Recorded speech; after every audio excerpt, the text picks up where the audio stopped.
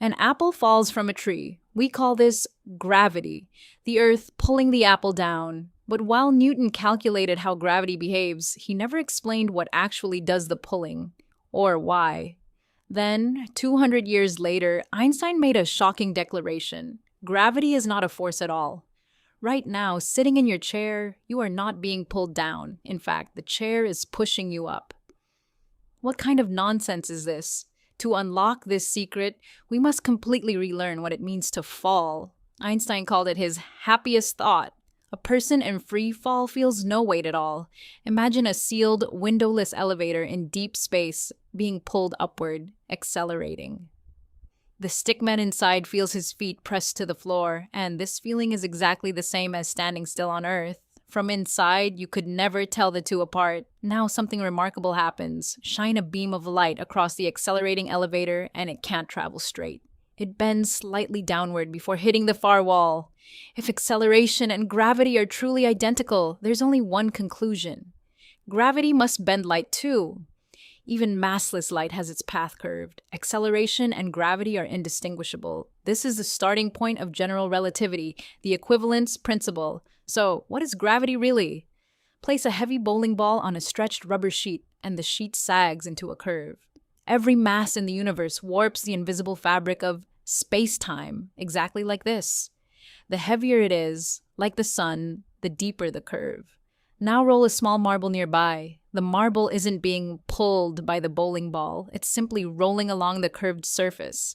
Of course, the rubber sheet is just a 2D analogy. In reality, it's the entire 4D space-time, 3 dimensions of space plus 1 of time that curves. Here's the key. In curved space-time, every object simply follows the straightest possible path. It's just that the path itself is curved. So the apple doesn't fall because it's pulled.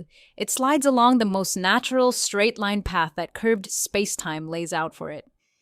In truth, even standing still, we're racing forward through time. Mass curves this flow of time itself, and that curvature is what nudges us downward. During the 1919 total solar eclipse, astronomers watched starlight from behind the sun bend exactly as predicted. Einstein was right. Mercury's strange orbital wobble, which Newton's laws could never explain, was accounted for perfectly by curved spacetime. Going further, massive galaxy clusters bend the light behind them, acting like a giant cosmic magnifying glass. This is gravitational lensing. What's more, the stronger the gravity, the slower time flows. A clock near a massive planet truly ticks slower than one far out in space. When 2 black holes collide, ripples in spacetime itself, gravitational waves, spread outward.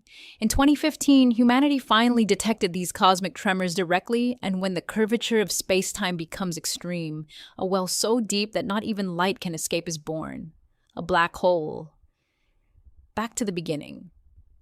You feel weight, not because gravity presses down on you, but because the ground pushes you up, blocking your natural fall. It's the person in free fall, floating weightlessly, who is in the most peaceful and natural state, feeling no force at all.